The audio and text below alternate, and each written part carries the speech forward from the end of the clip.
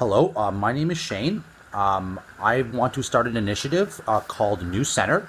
So, in the pursuit of doing that, I'd like to start to outline what that means. I've made one video introducing it so far. Today, what I'd like to do is start building what's called an epistemology, which is a point of view or way of trying to understand knowledge. The issue I'm going to be trying to tackle is how you decide what is right or wrong. And I'm going to start from the perspective of whether that can be objectively determined or whether that's always a subjective thing. So this is moral relativism versus believing in objective morality outside of us. So in a nutshell, one of the clear distinctions between the 2 points of view is the idea that if there are objective morals, they exist more to be discovered by people. They exist, outside of time, outside of one culture. It gives you the ability to ground your moral claims in something stronger than, well, it's just my culture. Like the other side would be, well, who am I to say this is wrong or right? It's always dependent on context, time, culture, point of view. There's no base level where one's really more morally right or morally wrong than the other. So as I go into this point of view, depending how quick I can be, what I'm going to try to do is link that up with New Center by trying to model actually giving each point of view its due and not assuming necessarily one's better than the other. At the same time, I do have a pretty strong belief on this topic. That's going to come through. So we'll see how far I can get. So I think a great starting point is to ask yourself, is the Holocaust wrong? Is it always wrong? Is it just culturally wrong? Or you could ask yourself the question, slavery. Is it ever okay to own slaves? Like, can you justify that? Not just temporarily or forever. So these are the two basic standpoints, right?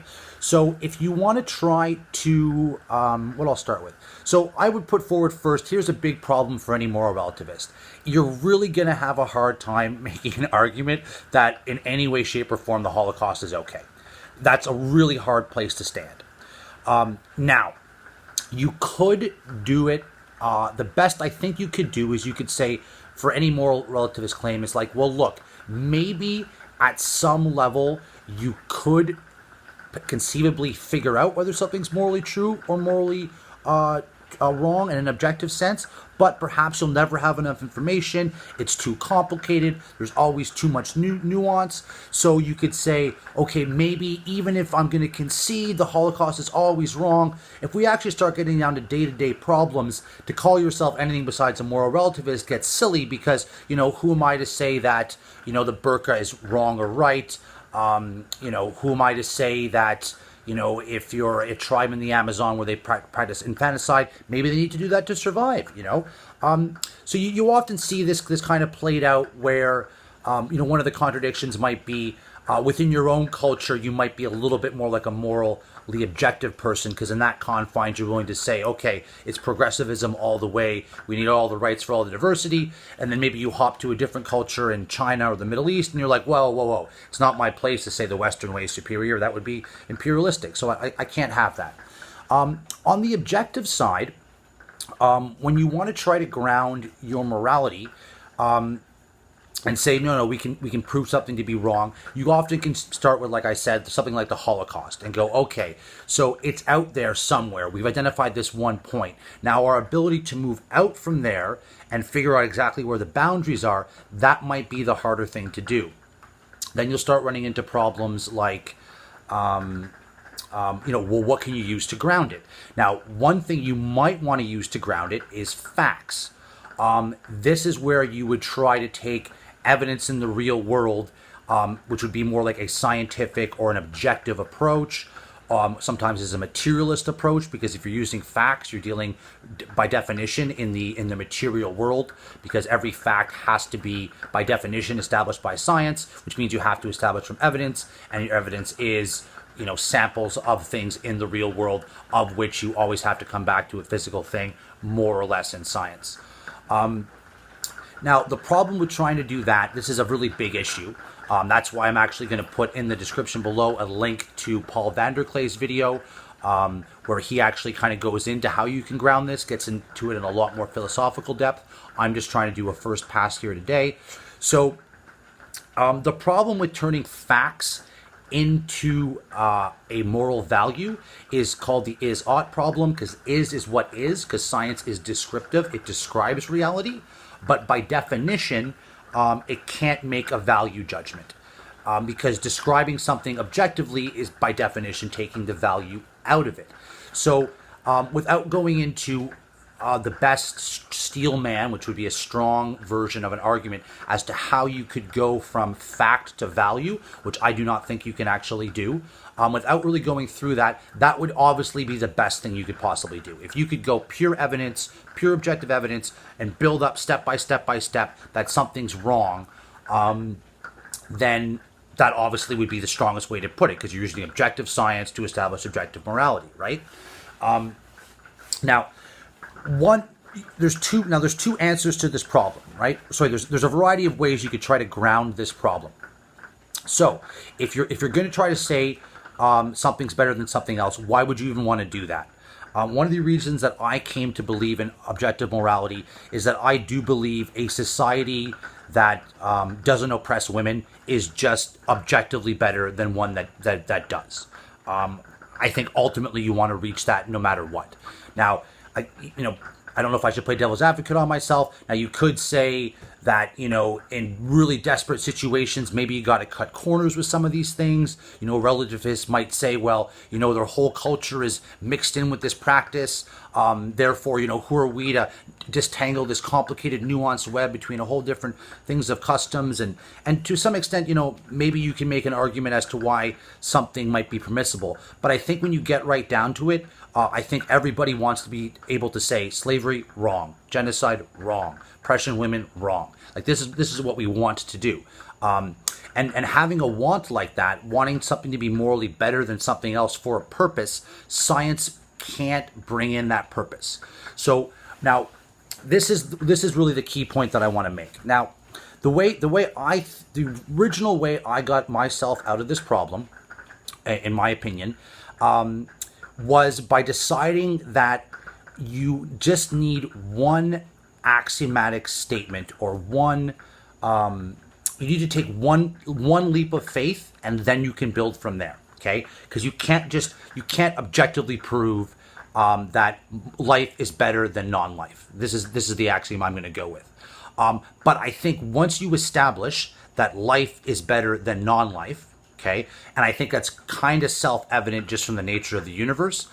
The way the world looks, it seems to like life. It seems to like creating order. That seems to be, by definition, what, even if you're going to go and say evolution is purposeless, which I don't believe, but if you're going to say that, and this whole cosmological evolution turning into chemical evolution, turning into biological evolution, now turning into idea and moral evolution that we see ourselves manifesting right now, progressive values rising up, like you see this trend in that direction, right?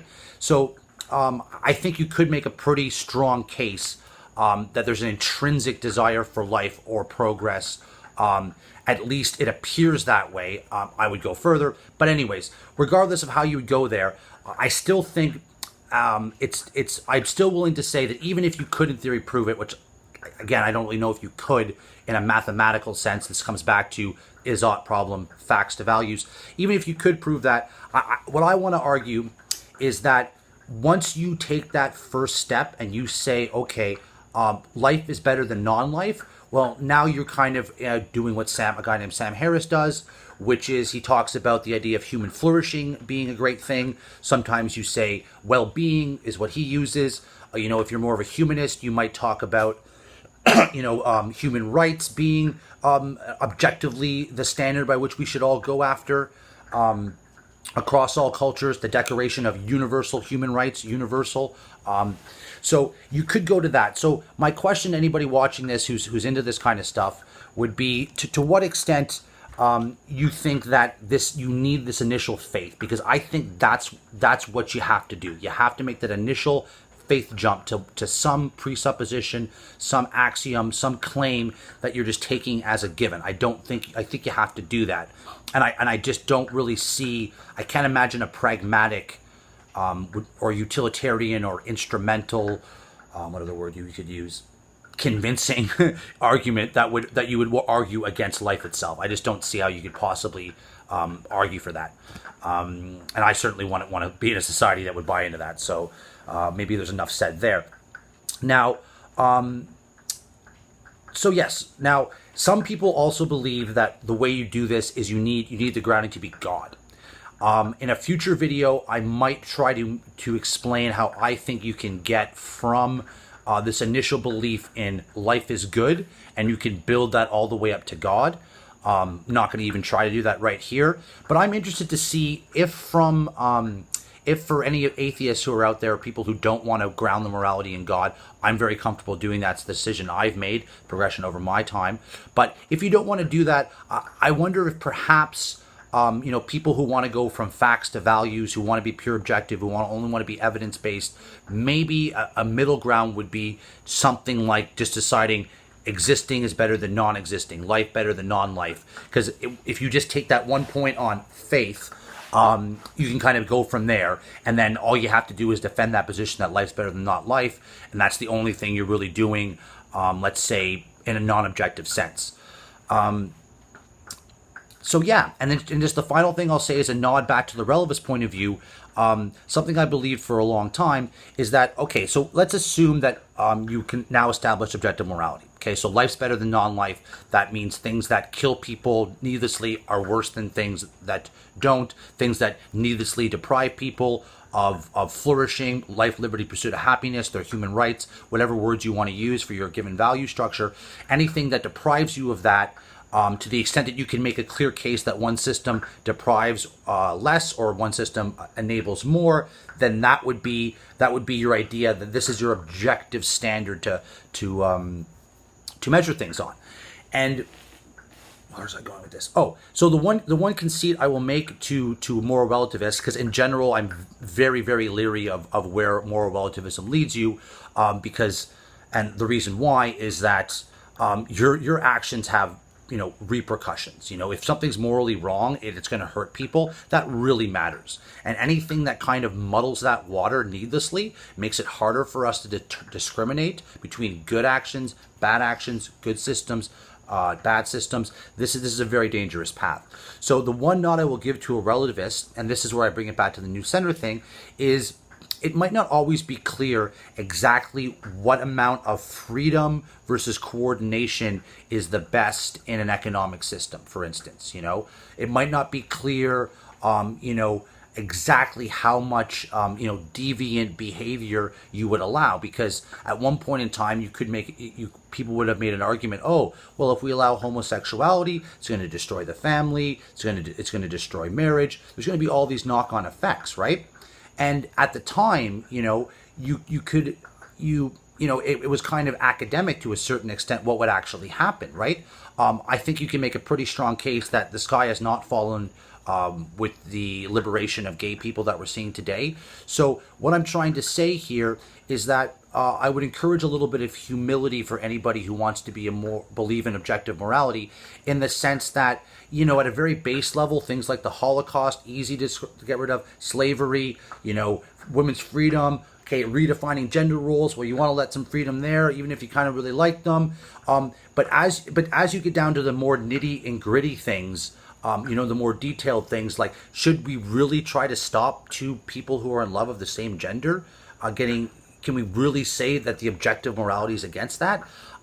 In situations like that, I would just really hesitate anybody to show